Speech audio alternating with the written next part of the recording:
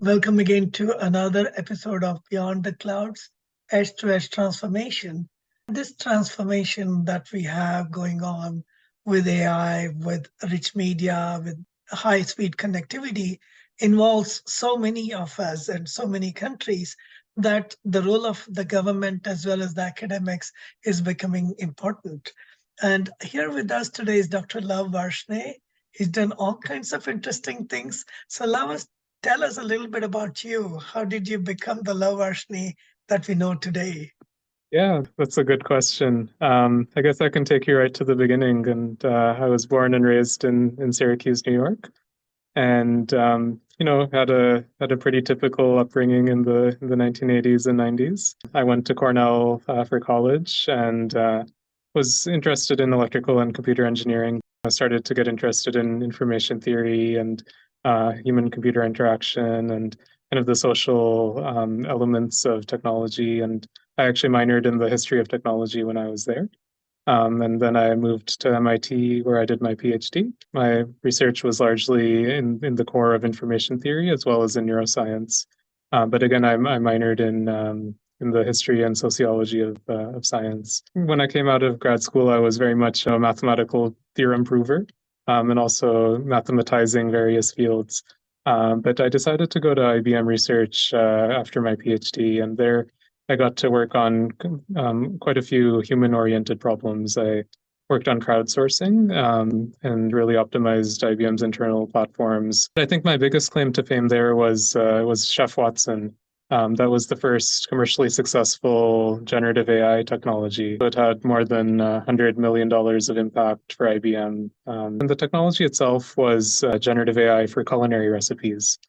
So we could make flavorful and novel recipes. We would go to the kitchens and actually try them out. And my wife and I even served one of the desserts from the system at our wedding reception. So that was pretty successful. We had a food truck and a cookbook and a web app, and then it was licensed by a lot of large multinational food companies. And so several of the products you might buy in the grocery store were actually developed using the Chef Watson technology. So that's where I was till 2013. This was before the deep learning revolution. It was nice to be able to drive such generative AI technology into the market. Then I moved over to the University of Illinois, where I'm a professor now. I've been able to work with really amazing PhD students over the years. At the same time, I've been able to do a few other things along the way. So I took a leave of absence and spent time in Palo Alto at Salesforce Research. And there I was involved in some of the early large language models, such as Control, and also the ethics and governance of such AI models. And that's really where some of my interest in AI policy really increased.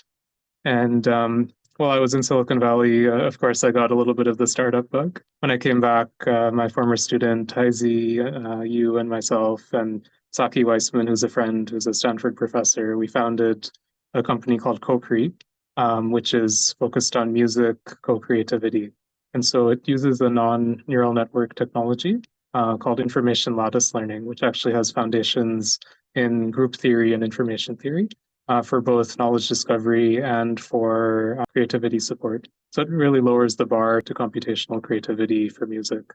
And so we're planning a global launch actually in the first quarter of 2024 to really take this technology out to the world so you can enhance your well-being.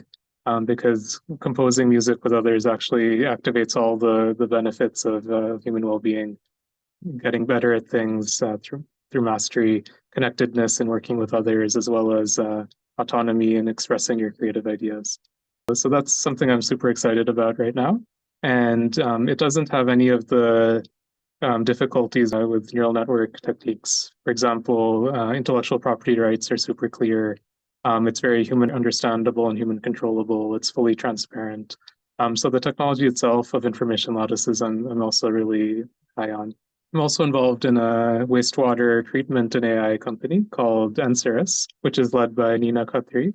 There, we're really trying to optimize the efficiency of critical infrastructure.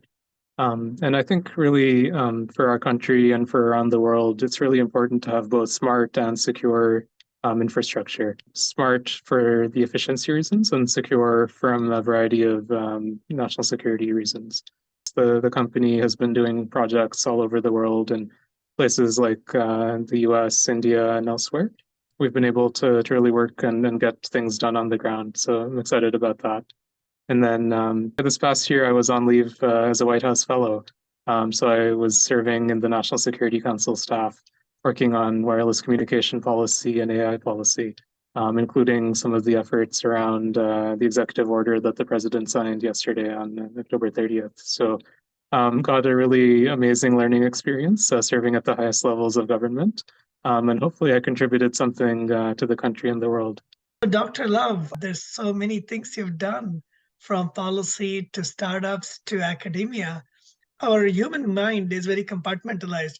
Either you're an academic, researcher, and so on. How are you able to juggle all these different roles? There's a lot of things that I've been able to work on, and also have been able to work with not-for-profits on some AI for good projects. So yeah, kind of big companies, startups, academia, government, and not-for-profits. And it's really been fulfilling to be able to see all of these and contribute in hopefully useful ways. And of course, I mean, the key to all of this is being surrounded by good people, having teams that you work with. So whether it was the Chef Watson team at IBM that my colleague Florian Pinel and I really helped drive, or in my research group at the university, my grad students work really hard and do really good work, or in the startups as well. Working in government was a great experience in leadership and understanding how to steer the ship of a very large organization, the government and the country more broadly. So yeah, it's just been an amazing ride so far. I think I've been lucky to have come from a very supportive family and community, and I think that really helps as well. Speaking of the government and the policies, there are some people who say, oh, the government should completely back out of it and we will take care of making it safe and ethical and so on. And there are others who are saying the government is not doing enough. To me, it looks like the government is being very responsive. But what do you see, having seen it from both sides? I think there's aspects of both. I think there's a need for regulation that's reasonably light-handed, but sufficient to capture the needs of our society, but also free enough to really drive innovation. There's no reason why we should slow down innovation in the absence of compelling state interests. The most compelling of state interests are national security, equity, trying to mitigate discrimination, making sure that our society transitions as we develop from an employment and economic perspective. So I think those are compelling state interests. And I think there is a role for government to play, but not so much that it stifles innovation, that it stifles private enterprise. You seem to be very optimistic about an AI-enabled future with all these technologies, but every once in a while we hear concerns, fears of losses of jobs, or even robots taking over. What do you think is the realistic scenario? How is all this technology going to fold into our life, and how are our lives likely to change over the next, say, 5 to 10 years? It's a little bit unpredictable how life will proceed, given how quickly the technology is advancing. I am very optimistic. I think there are concerns about cybersecurity, about biosecurity, about information environments like deepfakes and so on. But I think all of them collectively are things that a combination of technology and policy can help address. In terms of employment, we all often have this vision of a utopia where we work very little, do kind of work of medium difficulty of our choosing. And that's where a lot of psychological happiness comes from. I think there is a possibility. If you go back in history, in the 1920s, it was very common for people to work 12-hour days, 6 days a week. Now we're more at that 8-hour, 40-hour kind of weekly work. I think it's quite possible we can decrease that a little bit more. There's actually growing inequality as well. Some people end up only working 10 or 15 hours a week, whereas others end up working 100 hours a week, and that corresponds to economic inequality. The possibility of AI support actually equalizing capabilities is also really compelling.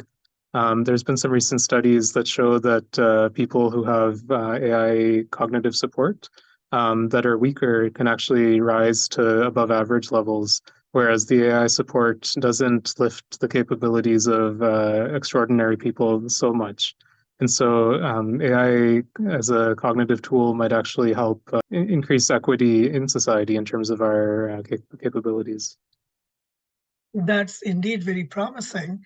And of course, the assumption is that we will be able to make these tools available. The digital divide has been around for a while, but as we get more connectivity and access to tools at the edge, hopefully, what's your take on that? Do you think we are moving in the right direction in terms of making these things available ubiquitously? Yeah, I think so. And I mean, coming back to the connectivity point, one of the things I worked on when I was at the White House was on wireless communication policy around 5G and 6G. And we organized a workshop, a White House and government workshop on 6G. And I mean, accessibility was one of the key points that we were focusing on, as well as security, openness, and interoperability. And our kind of architectural approaches along the lines of Open RAN are very powerful to enable, strong competition, deployment of wireless technologies to the mountains of Peru and the jungles of India. Pretty much anywhere you can imagine, these technologies can lower the costs of access. So I'm very bullish on that. And I think there's almost a stack to this. So there's IoT sensors, there's wireless communication, there's artificial intelligence. And I think collectively, these technologies, if they're endowed with appropriate respect for privacy, civil rights, and civil liberties, can really change the world and really enhance our well-being in an equitable manner. I see that when you went to undergrad and graduate school, you chose a variety of disciplines to learn from, not just the computational sciences, but also neuroscience and the history and philosophy of science. I can clearly see you're using that in your work now. What inspired you to get into all these distinct things? The brain is perhaps the most interesting of information systems there is. And so I think it's no secret why people who study information theory and computing and so on find the brain so fascinating. And I was lucky enough to delve into it at the research level, along with my engineering research and studies. Going back even to middle school and high school, my favorite subjects in school was actually social studies and history. So I think it was just very natural for me to continue taking courses in those subjects, writing some scholarly papers in those areas as well. And broadly speaking, I'm not super strategic in life, so it's more about following interests and seeing where they take me. You mentioned the role of neuroscience and understanding the brain, especially for people into computational sciences.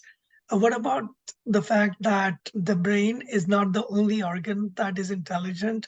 Every cell in the body, in the gut brain, and all. Do you see those kinds of capabilities coming to fruition in the world of intelligent systems over time? Yeah, we actually have a nice NSF-funded project here at Illinois called Mind in Vitro. And what we're doing is we're building artificial computers out of biological neurons. So we're taking cells and growing them into computational structures and then doing artificial computing with them. And so that's kind of an expansion of the vision of synthetic biology beyond things at the DNA and RNA level. And so I'm super excited about that kind of cellular based biological computation for engineering purposes. And I think that speaks to your larger question as well. There are a bunch of computational models that can be inspirational. The von Neumann architecture in traditional computing is one. The more kind of integrated approach in neuroscience is another. And even that is not the only way to do kind of neural computation. If you look at examples like C. elegans, the nematode, or the octopus, they have very different neural computational structures than mammals, and they can be inspirational. So I think as engineers, we should take inspiration from the full armamentarium of biology. It's not just about the brain of mammals. but it's of octopus. It's of how the gut and the brain are connected. It's cells operating on their own. It's worms that are, floating through water and through the soil. So I think there's all kinds of possibilities that the world presents us with. I would like you to elaborate on how octopus brains work. Very distinctly different from mammalian brains, where there's one central unit. Could you elaborate on that a little bit? I actually spent some time in Monterey at the aquarium. So I came down and spent some time with some octopus biologists, and it's super interesting how it works. Each of the arms is actually relatively independent. And so you can think of it as a distributed intelligence. But then there's also this distributed coordination that happens through the main body. And so it is very much like eight independent but connected components, and they're operating in sometimes competitive ways, but mostly collaborative ways. Octopus are actually quite smart. I mean, they can solve problems, they can do all kinds of things. So you worked in so many distinct areas. Which part of it did you enjoy the most? The teaching and working with students aspect of academia is so amazing. Sometimes people ask me when I moved from industry to academia, what was it that drew me? And it really was working with students. In both places, I was making knowledge, as it were, doing research. And then on the policy side, especially when you're at the White House, you can drive impact in ways that are impossible from other posts. That impact and the service itself is actually quite fulfilling. I mean, walking in the gate every morning in the White House was just such an incredible feeling. Someone, when he walked in the door of the White House every day, like what he told himself was that I'm a servant of the sovereign. In the United States, the sovereign is the people. That feeling that you're a servant of the people is such a wonderful feeling, and hopefully one can contribute in good ways. That's amazing to be a servant leader, to serve the people with a good heart. I'm grateful that there are people doing that. You talked about the computational sciences, the neuroscience, and now even cellular, biological, and I know there's quantum computing. Are we now in an era where a lot of these different disciplines are going to come together again? Yeah, I think so. So if you again look at the history of science, there were a lot of narrow inventions prior to World War II, whereas there were a lot of systems level inventions that came out of the war and a little bit into the post-war era. These big systems like radar systems or these code breaking systems that involved computing and so on. So those tried to bring together a variety of different technologies in the service of larger goals. In some sense, that endowment that came out of the war was used up in some sense by the 60s. And so the 70s and 80s, 90s were, again, largely focused on narrow inventions. And so I think there's a great possibility of now, again, this systems level push, like these broader ideas that can bring together a lot of different pieces. It's fascinating to learn about all these things that are happening simultaneously. Do you have any words of wisdom for the new generation of people? A lot of people are confused. What should they start? Where should they study? And will it get outdated? What's the good attitude to have in terms of learning today? Yeah, my wife and I talk about this actually a fair bit. We have a 7-year-old and a 4-year-old, and what elements of education should we be focusing on? Emotional intelligence, I think, is going to be even more critical than it is today. The ability to be human, to have the humanity and the humility to work with other people and with technologies. That in and of itself will be key going forward. One of my postdocs here is doing a study currently on human AI interaction as part of creativity. And some of our initial results that humans that have greater theory of mind capability, that understand other people better, actually work with AI to be more creative as well. And so the same things that help you work with humans also help you work with AI, which is really compelling. So those kind of capabilities, computational thinking and problem finding, I think will be more and more important. The way I think of engineering is that there's 3 basic phases: problem finding, problem solving, and externalization. And the emotional intelligence really helps with externalization. And problem solving is what we typically teach in our courses. But problem finding is super important as well. So, what is it that I should work on? What is it that will be impactful? What is it that will improve humanity? What is it that will bring me enjoyment, right? And we want to help people be more courageous in their problem finding as they go forward as well. Could you elaborate on one of the studies you mentioned where if you have a more personal approach to using even ChatGPT, the responses can be different? Since large language models are trained on a lot of literature and human corpora, it's not surprising that they would respond more kindly to kinder prompts. In fact, this whole area of prompt programming is super interesting of how to do it in a way that the responses are appropriate.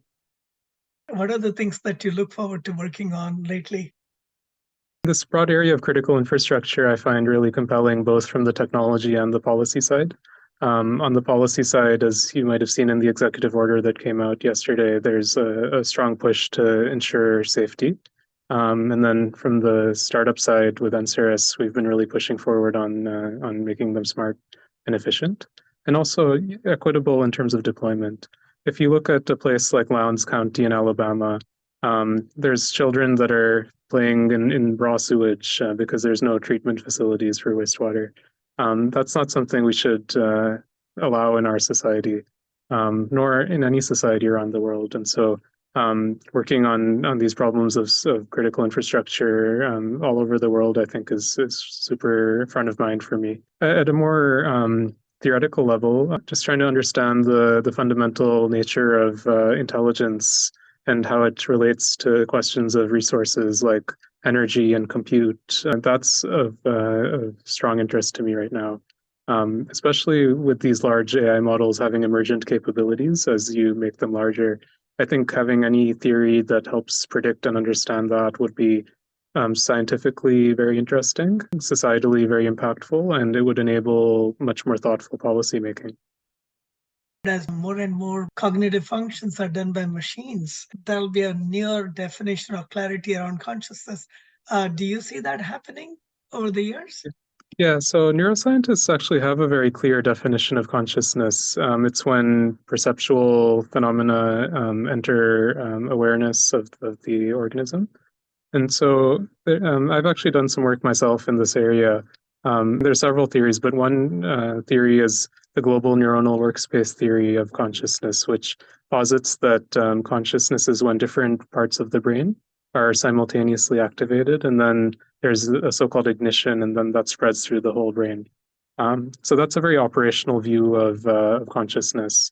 On the other hand, there's another theory called the integrated information theory of consciousness, which posits that when different parts of a system are sufficiently correlated, that is a mark of consciousness. And what I've been working on myself is actually showing that the two theories are kind of two sides of the same coin, that the limits of a global neuronal workspace are the information, integrated information. And so something I've actually been pushing forward a lot recently is how to unify these existing theories of consciousness and then how they might lead to engineering system design.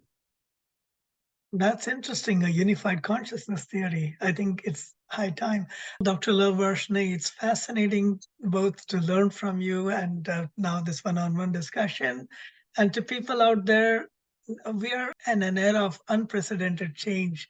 So much more is happening, whether it's understanding of the human mind, whether it's computers and technology being able to take over some of our mundane tasks. It brings up all kinds of emotions too. So please come forward, talk about it. Let's have a discussion. I don't have a crystal ball. I don't think anybody has a crystal ball to definitively predict the future, but at least we can get a better sense of where we are going as humanity, where the technologies are going. And Dr. Varshney, it's a joy again talking to you, learning from you about these things. AI is this transformative technology, and if we can make it transparent and trustworthy, I think it can really benefit society in all sectors. So I'm really excited about the technology, the policy, and the science of intelligence going forward. And to see amazing people like you working on it with a good heart really gives me more reasons for optimism that there are policymakers who are looking at how it will affect every person on earth and how to make it fair and equitable. So thank you for your work. Yep, thank you.